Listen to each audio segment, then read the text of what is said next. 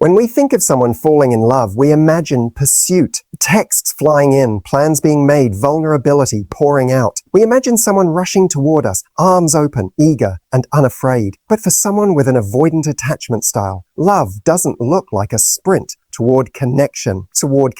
It looks like a cautious step forward, one that's often so subtle you might miss it if you don't know what to look for. Avoidants don't approach love with abandon. They approach it with calculation, fear, and hope, all wrapped up in one. Somewhere in their story, they learned that closeness can hurt, that depending on someone can lead to disappointment, and that being vulnerable can make you feel trapped. So they built walls, not because they don't feel love, but because they feel it deeply and don't trust it to stay safe.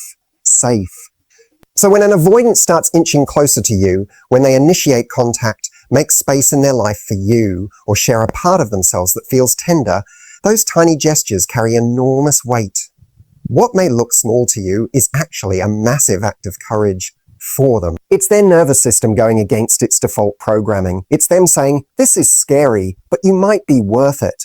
You might expect passion to look like urgency, like someone who can't wait to see you. But for an avoidant, passion is laced with fear. The closer they get to you, the more their survival instincts whisper a back away. So if they're still moving forward, however slowly, that's not a lack of interest. That's love choosing to move in spite of fear.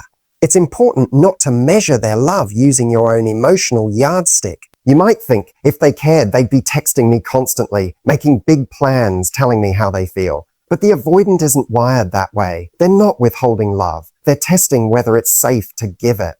Each small action, a thoughtful gesture, a question about your day, a moment of quiet connection is a risk for them. And taking that risk is their way of loving you. That doesn't mean you settle for crumbs or excuse emotional unavailability. It means that when someone with an avoidant style is genuinely trying, you learn to notice their progress, not just their shortcomings. Love isn't just about how we feel. It's about how we respond to how the other person loves.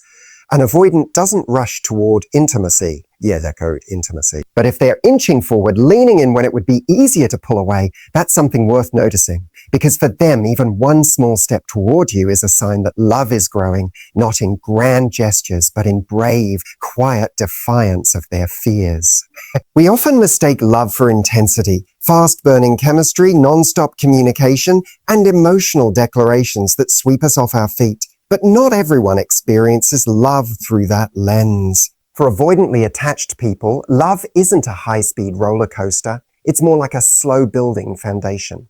One that has to feel safe before it can feel real. Avoidants prioritize emotional safety above emotional intensity. That means they're less likely to jump in with big romantic statements or fast commitments. They're more focused on whether the connection feels manageable, whether it threatens their autonomy, and whether it puts them in a vulnerable position they're not yet ready for. And that's why their love might not come wrapped in fireworks. It comes wrapped in stability. If someone avoidant is showing up for you consistently, quietly, and steadily, that might not match your idea of romantic excitement, but it is their version of emotional investment. When they follow through on their word, when they keep things calm instead of chaotic, when they lean towards structure over spontaneity, they're creating the kind of environment where their nervous system doesn't feel under threat. That's how they maintain connection. That's how they love. You might misread this as emotional distance or disinterest. You might feel like they're too passive or like they're holding back when you're ready to move forward. But in their mind, they're doing the most loving thing they know how to do. They're keeping the relationship. And for an avoidant, steady is what allows them to stay. They don't want a love that flares up and burns out. They want a love they can survive. When they choose you again and again through consistent action, not overwhelming passion. That's their version of care about you, about you. They're trying to build something that feels sustainable, not something that demands they abandon their boundaries. They may not always show up emotionally in the way you're used to, but they're trying to show up in the only way they know how, and that effort matters. It's not that they don't feel love intensely. In fact, they often do, sometimes too intensely for their own comfort. But they've learned to protect themselves from that intensity by downplaying it, controlling it, and keeping it at arm's length. So when they care, they express it through groundedness, through presence, through small, reliable behaviors that say, you matter enough for me to stay regulated, not reactive. This kind of love doesn't always feel dramatic, but it is deep, deep. And if you can recognize it for what it is, you begin to see the value in a connection that isn't about emotional highs and lows, but about building something real, stable, and quietly profound. One of the most misunderstood behaviors in people with avoidant attachment is what happens after a moment of closeness. You share something vulnerable. You connect. Maybe you even have a beautiful, emotionally intimate experience together, a deep conversation, a moment of affection, or a rare glimpse into their inner world. And then they disappear. They pull away. They seem distant, aloof, or suddenly busy. It's incredibly confusing if you don't understand the avoidant mind. To you, that closeness felt like progress. It felt bonding, safe, intimate. But for the avoidant person, it often triggered the very fears they've spent their whole life trying to manage. You're not crazy for feeling confused. It does seem backwards. But what's actually happening is that they're emotionally overwhelmed, not emotionally disconnected. Avoidants crave connection, but it terrifies them. Not in the way that makes them run screaming, but in the subtle internal way that makes their heart race, their brain second guess everything, and their body pull back to find safety. That deep moment of closeness you shared, that wasn't meaningless, it was too meaningful. And because of that, they need to retreat to process it. For avoidantly attached individuals, closeness is associated with potential loss, pressure, or entrapment. So after they allow themselves to be open, their internal system goes into defense mode. It tells them they need space to recover, to emotionally recalibrate. This can look like avoidance, but it's really emotional self-protection. It doesn't mean they regret what happened. It doesn't mean they don't care. It means they need to regain their sense of control before they can re-engage. This behavior often leads to miscommunication in relationships. The partner who is more secure or anxious might interpret the retreat as a rejection. They might panic, reach out more, or try to affix the perceived distance, which only heightens the avoidant sense of being emotionally cornered. It becomes a vicious cycle. The more one reaches, the more the other retreats. But the root of the issue isn't a lack of love. It's a fear of what love might do to them. So how do you respond when an avoidant pulls away after closeness? You pause. You don't chase. You give space, not as a game, but as a gift. You show them that intimacy doesn't come with pressure, obligation, or the loss of autonomy.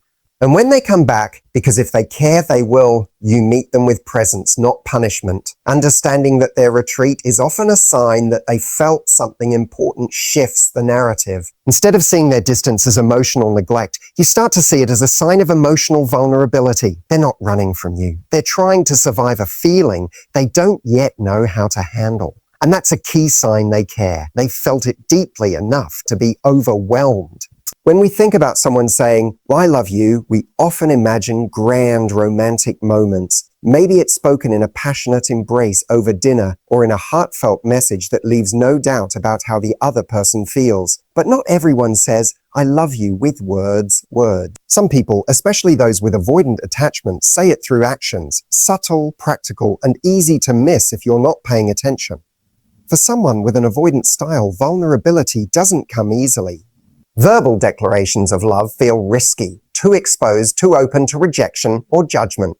They're not withholding emotion because they don't care. They're protecting themselves because love feels like dangerous territory. So instead of saying, "I love you," they'll ask, "Did you eat today?" Or "Did you get home safe?" They'll fix your broken light bulb, remember how you take your tea, or pick up something for you while they're out shopping. These acts aren't casual. They're their way of connecting, their way of caring, their way of caring, their way of loving. It's important to recognize that for avoidance, words are often secondary to action. They may feel uncomfortable articulating their emotions, but that doesn't mean they don't have them. In fact, they often feel deeply, which is why expressing those emotions is so scary.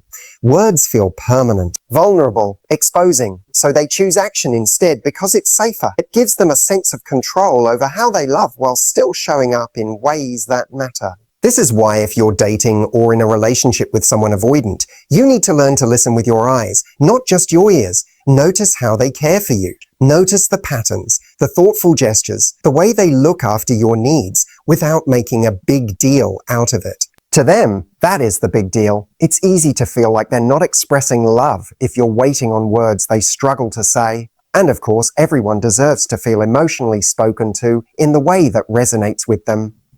But there's something powerful about expanding your awareness of how love shows up, especially when it's being expressed by someone doing their best to manage fear and affection at the same time. Avoidants often believe that love is something you prove, not something you proclaim.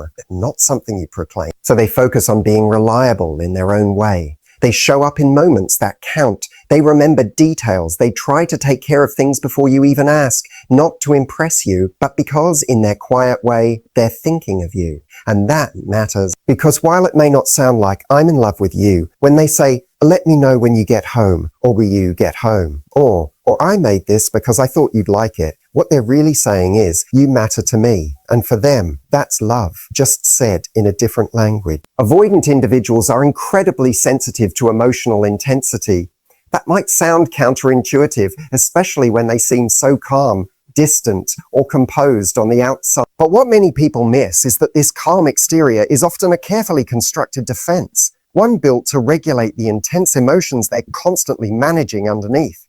So when conflict arises, especially in close relationships, their instinct is not to lean in and hash it out.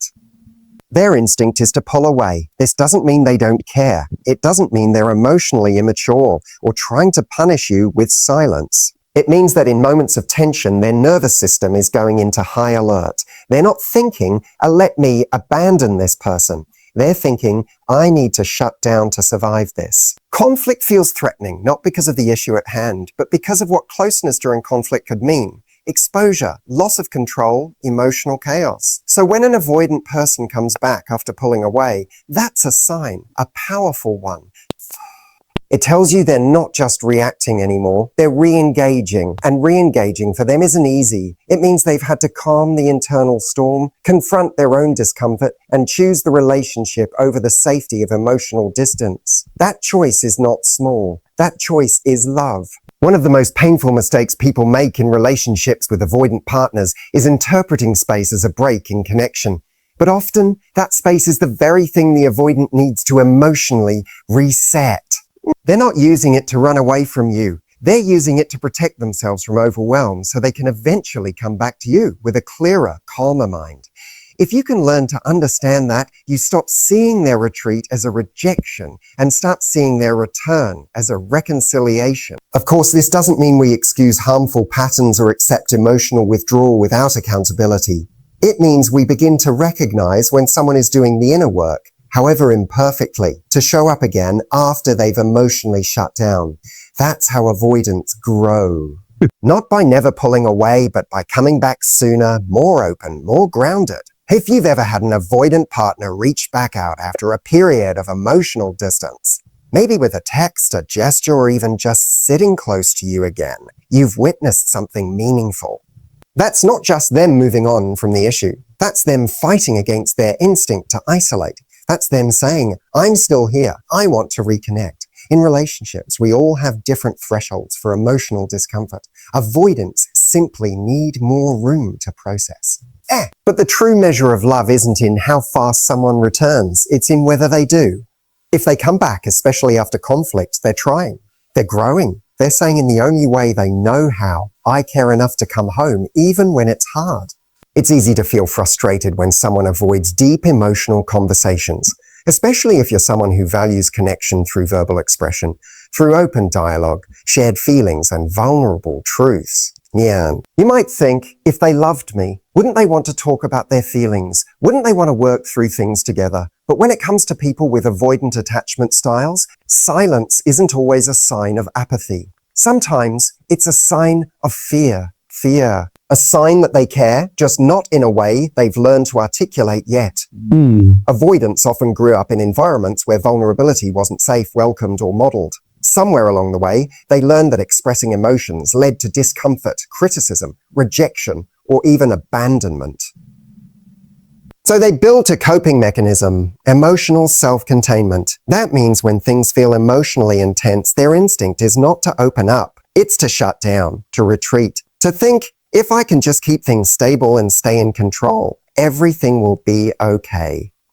So when they go quiet during emotionally charged conversations, it's not always because they're unwilling. It's because they're unwilling It's because they're overwhelmed. Their system is flooded, their guard is up, and they don't yet have the tools to process the moment in real time. Talking about their feelings, especially about your feelings or the relationship, triggers their fear of being trapped, misunderstood, or expected to show up in ways they're not yet equipped for. But here's what's important. If they're still present, if they're still in the room, still showing up physically, still trying in their own quiet ways, that's not nothing. That's effort. That's them choosing to stay connected, even if their words can't meet you yet. Emotional silence from an avoidant doesn't mean they don't love you. It often means they're trying to love you without breaking themselves open in a way that feels unsafe. You may have to slow down the conversation. You may need to create a safe emotional environment that isn't fueled by urgency or pressure. Sometimes the best way to draw an avoidant out is not by pushing for more, but by simply making it okay for them to feel what they feel without judgment. When they see that you won't shame them for their emotional pace, that you can hold space without trying to fix or force, they begin to trust that it's safe to come forward. And when they do, when they offer even a small sentence about how they feel or reflect on something they would have once avoided entirely, that is progress. That's vulnerability on their terms. That's them stepping into emotional territory they were wired to avoid. Avoidants may not express love in big emotional monologues, but if they're learning, showing up, and starting to share even in fragments, it's a powerful sign they care enough to face discomfort. They may not always speak the language of emotion fluently, but make no mistake, their silence is not the absence of love. It's often the quiet struggle of someone trying to love you while still learning how to feel safe doing it. For many avoidantly attached individuals, independence is more than just a preference. It's a core identity. It's how they've learned to feel safe in the world. Relying on others, to them, has historically felt risky, maybe even dangerous. So when they fall in love, it doesn't look like total enmeshment or the merging of lives overnight. It looks like cautious inclusion. It looks like letting someone into the areas they've carefully kept separate. That's why it's such a powerful sign when an avoidant starts integrating you into their personal routines or sacred spaces. It might seem small from the outside. Maybe they invite you into their home more often, start making plans with you that extend further into the future, or begin sharing little pieces of their daily life that they've always kept private. But those subtle moments are massive for them. Because avoidants don't open those doors easily, they only open them for someone they're genuinely trying to build something with. To understand the significance, you have to understand the mindset. For an avoidant, autonomy equals safety.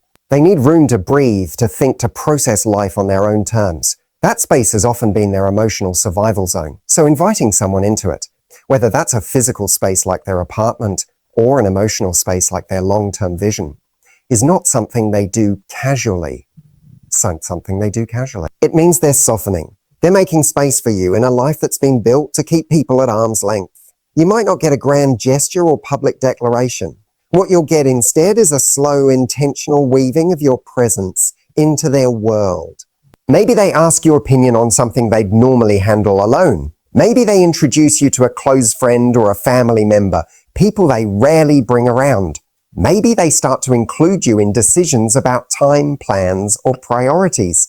This is not them being a nice. This is them showing love in the only way that feels emotionally safe. And here's the key. When an avoidant person lets you in, they're not just giving you access. They're risking their emotional stability. That's how much they care. They're surrendering a bit of control, allowing vulnerability to creep in where self-sufficiency once ruled. That act, that opening is love in motion. It's a kind of trust that takes time to build and even more time to sustain. Don't underestimate the importance of these gestures. They're quiet, but they're deeply meaningful. They're not loud because they're not performative. They're real. And they come from someone who's slowly learning that love doesn't have to mean losing themselves. So if an avoidant starts creating space for you in their world, not because they have to, but because they want to, recognize it for what it is. Not just inclusion, but commitment. Not just affection, but trust. They're saying without words, I'm willing to share my life. And that means you matter more than my fear. One of the biggest misconceptions about avoidant partners is that they don't want connection, that they're cold, distant, or simply uninterested in love. But that couldn't be further from the truth. Avoidantly attached individuals do want connection, deeply. The challenge is they're terrified of what connection might cost them. They worry that letting someone in fully will lead to loss of control, overwhelm, or even rejection. So they build walls. They keep their distance. They test, consciously or unconsciously, whether love is safe. But if an avoidant ever begins to mirror your emotional efforts, not just the actions you take, but the emotional tone you set, that's a breakthrough. That's them stepping out of self-preservation and moving toward emotional reciprocity. And that's not something they do unless they're invested. It may not happen immediately. In fact, it almost never does. At first, they may seem emotionally disengaged while you're the one making plans, initiating affection, or driving conversations forward. You might feel like you're carrying the emotional weight. But if they care, and if they're slowly starting to trust you, they'll begin to meet you halfway. Not all at once, but in small, meaningful ways. They'll text first. They'll bring something up that you thought they forgot. They'll start to share their thoughts, not just respond to yours. This mirroring is subtle, and it won't always look like the kind of responsiveness you might expect in a more securely attached person. But for an avoidant, choosing to reflect your emotional tone is a sign that they're starting to feel safe. That they're no longer just surviving in the relationship, they're starting to show up in it. It's important not to push or demand this. You can't force an avoidant into mirroring you emotionally.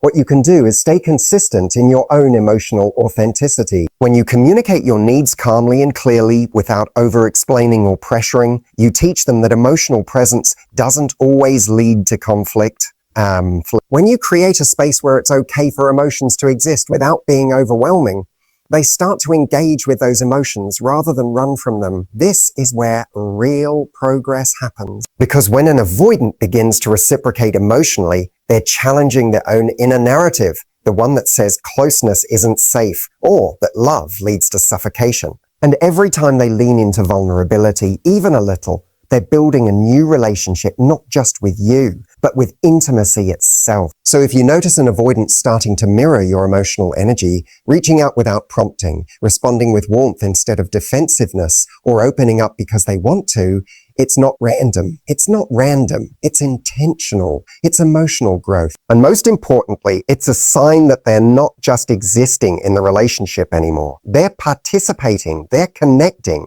And that's a quiet but powerful form of love. When someone with an avoidant attachment style begins to let their guard down, it doesn't usually happen in one big dramatic moment.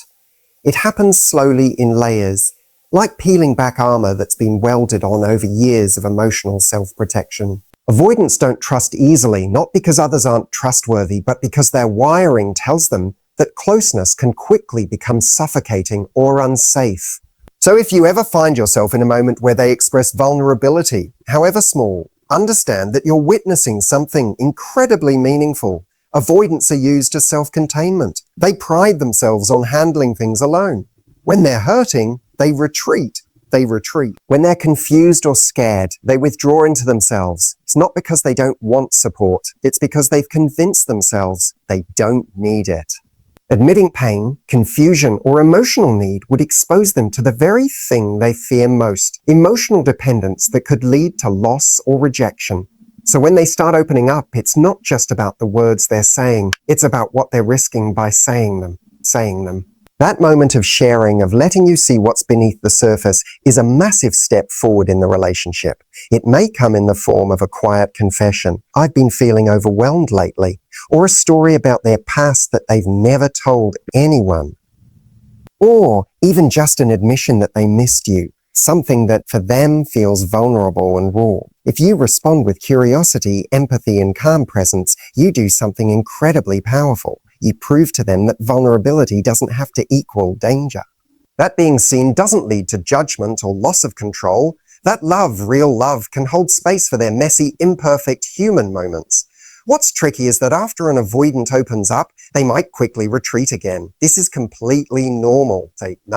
Vulnerability hangovers are real, especially for those who aren't used to letting people in. They may get quiet. They may act like the emotional moment didn't happen. They might even pull away for a bit. Don't panic. This isn't regression. It's recalibration. it's recalibrating. They're testing the safety of that connection. They're wondering, oh, was that okay? Am I still respected? Am I still in control of myself in this relationship? So don't rush them. Don't demand more vulnerability right away. Instead, honor the moment that happened. Trust that the more safe it felt, the more likely it is to happen again.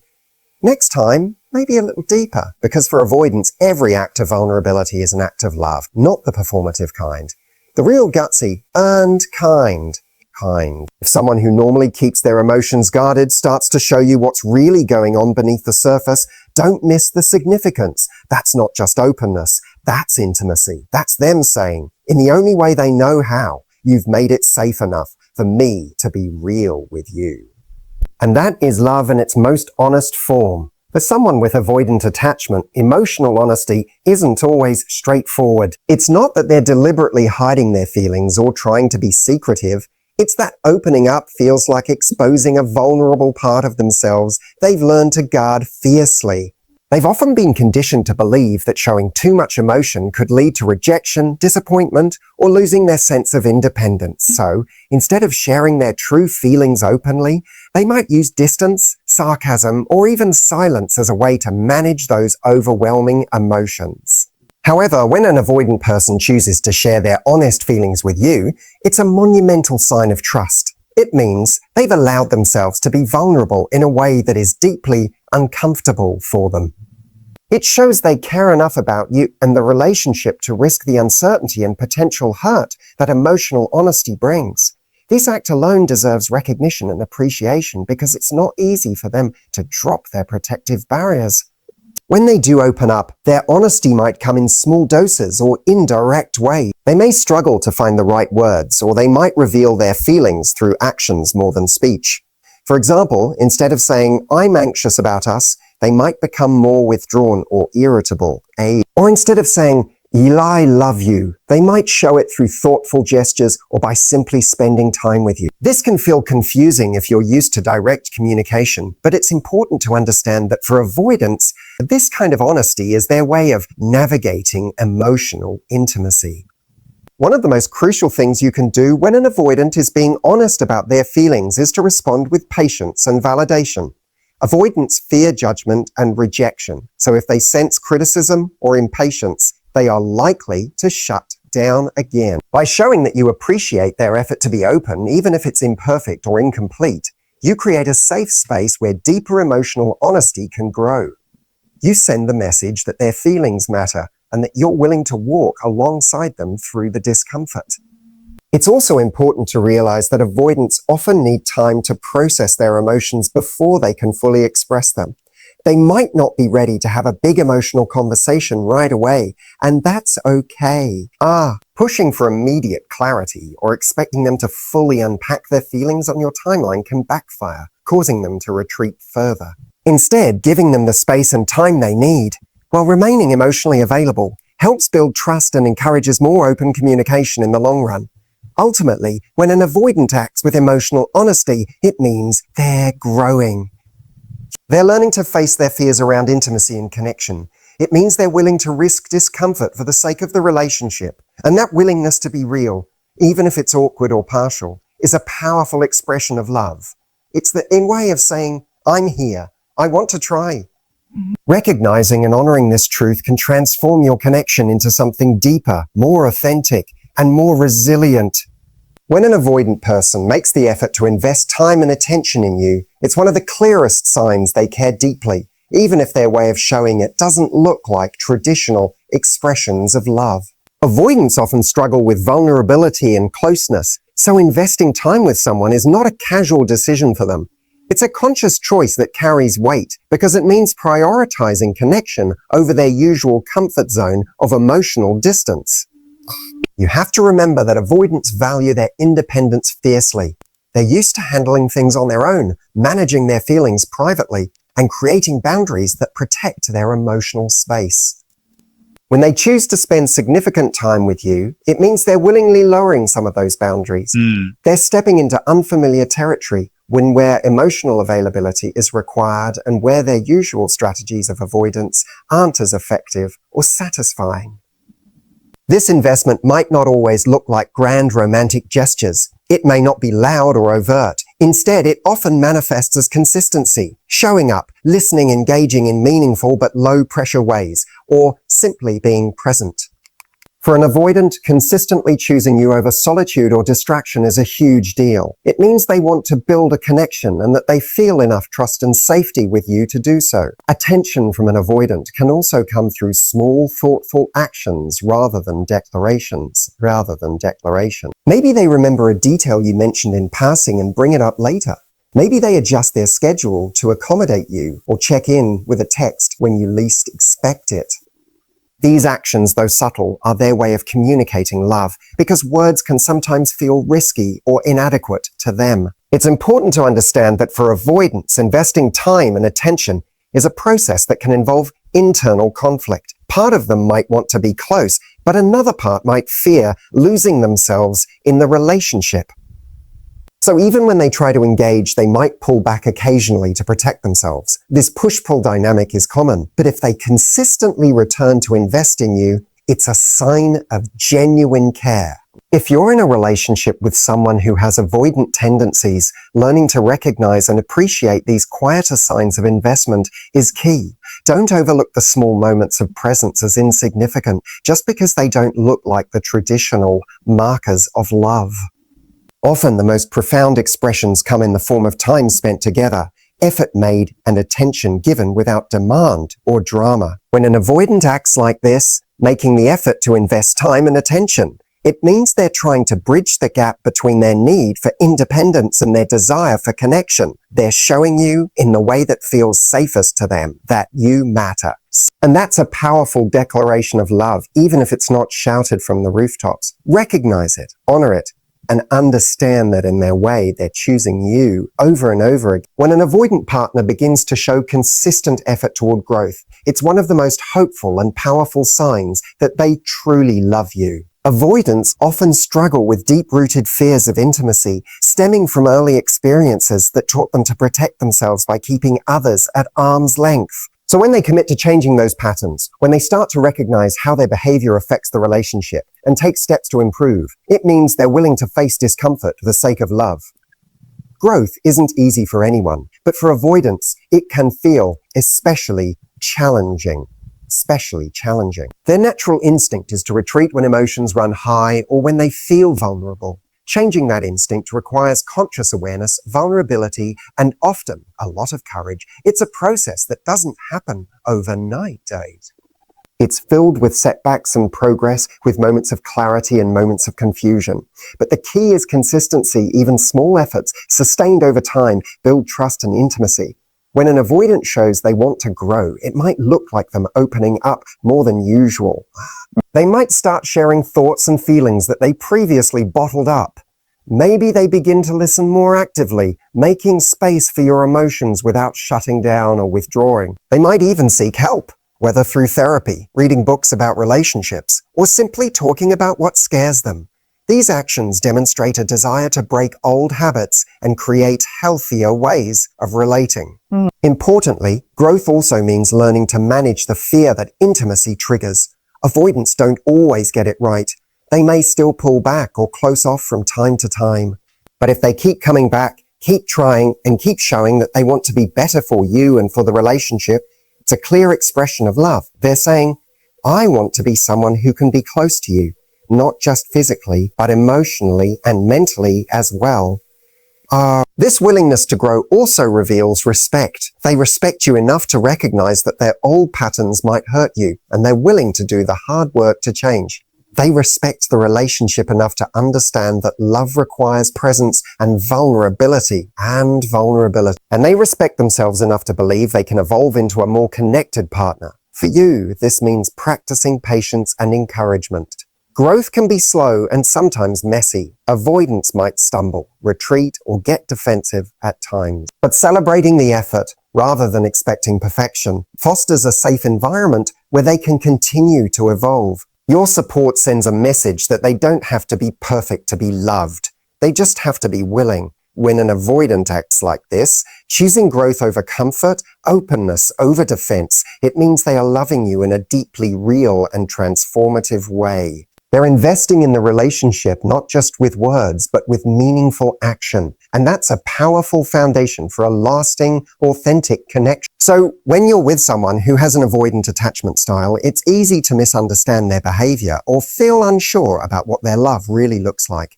But love doesn't always come wrapped in grand gestures or constant closeness. Sometimes love is quiet. It's cautious. It's expressed in small but profound ways that show they're willing to risk vulnerability, open up their world, and grow alongside you. Understanding these signs, the subtle invitations, the moments of emotional mirroring, the willingness to share, the investment of time and attention, and the conscious effort toward growth helps you see the love that might otherwise be hidden behind walls.